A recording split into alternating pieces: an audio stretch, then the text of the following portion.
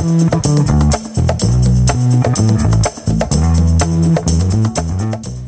can you make your data viz better? Oh gosh, there are so many ways that you can. Let's not just default to the recommended charts in Microsoft Excel or in Google Sheets and stick to the blues and oranges and the visualizations that they come up with.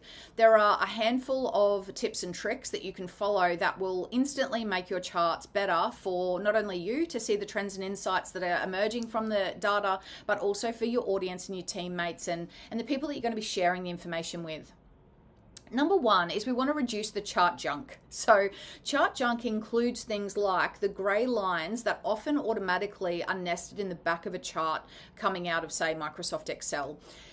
What it does is it actually just adds more clutter to the visualization for the consumer. So we want to remove that.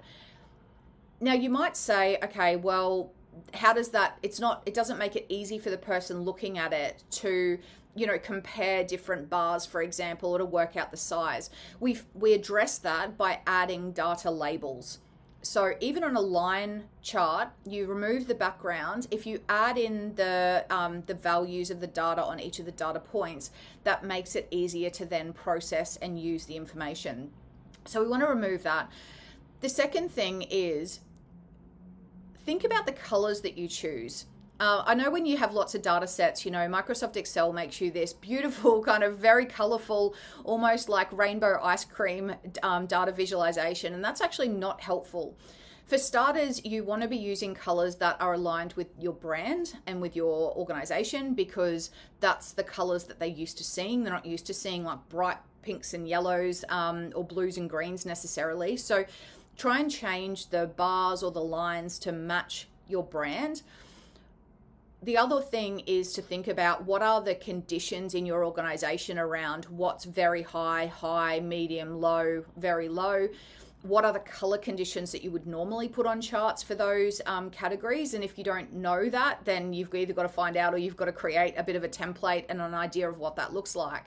So you want to stick to basically one of two color palettes, brand color or organization's consistency around those the different categories. What it means is, again, that it becomes more familiar to people looking at it. There's less like, oh, what does the yellow mean and what does the pink mean, or hang on, there's a blue here and in this other report it meant really high and in this one it's kind of saying it's average. We have to build consistency in our color. One of the other things we can do is if there's a line in a line chart or there's a particular bar that you really want people to focus on, like maybe it's the focus of the conversation, maybe it's the main kind of learning and observation that you want to bring to the team. One of the other really interesting things you can do is you can keep that color. So whatever colors you've decided to use, awesome. Have the color working in that line or that bar or that box and whisker plot. And then for all the other ones, just turn them gray. So what that's going to do is it's going to make the bar or the part that you want them to focus on really pop, compared to the gray, which is kind of going to blend into the background a little bit, but it's also going to provide important context and comparison for the viewer. So they're not trying to work out which one do I need to be paying attention to. You imagine if all of it's gray except for your one bar that's in your brand colors, that's what they're focusing on, and that's super clear to them. So we serve people in our audiences by making some of these decisions for them, and we're setting them up for success then, and setting them up for talking about the actions and the so what and what do we do next, rather than spending time working out what it all means and what are the colors and all of that. The next thing is, don't be afraid to add in over the top different chart or different elements. So you can add arrows, you can add boxes around particular types of data. I often create boxes that I make, I kind of change the transparency. So if it's green and good, I change the transparency and drop it right down, but people can see overall a green section that maybe we're aiming for, or the times where those values got into that green section, and it's just overlaid. And it's not perfect by any stretch of the imagination, because you change the data, you change the axis, you're going to need to move the boxes around because it is manual, but gosh, it makes it look better.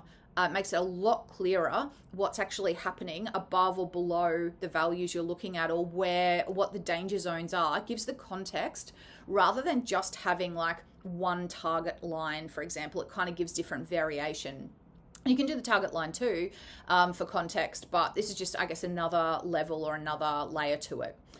The final, I guess, tip for how do you actually help people, I guess, make sense of the chart a lot more quickly. Tell them what you want them to see. So ignore anything you remember from high school maths where your chart title had to be this over time, or this from this year to this year, or this by category.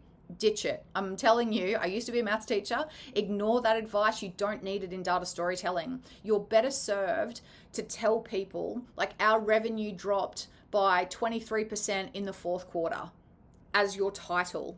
And then if you have an arrow, or you have your highlighted quarter box or data point on a line chart, and there's an arrow pointing to it or a circle around it, straight away they can see why or what you want them to know, and then they start to process what it means for them. And then again, we can spend more time playing in the action. So yes, we have to obviously choose the right chart in the beginning, but there are also chart design elements that are super important. So removing some of that chart noise, using color really deliberately, using other kind of elements, and creating a really great title that makes it really kind of easy to process and understand. They're all going to mean that your teammates, your audience, whoever it is that you're sharing the data with, are going to be more likely to jump on it, I guess, the trend or insight that you want them to see. And then we have an amazing conversation about what we do next, and we put those plans into play.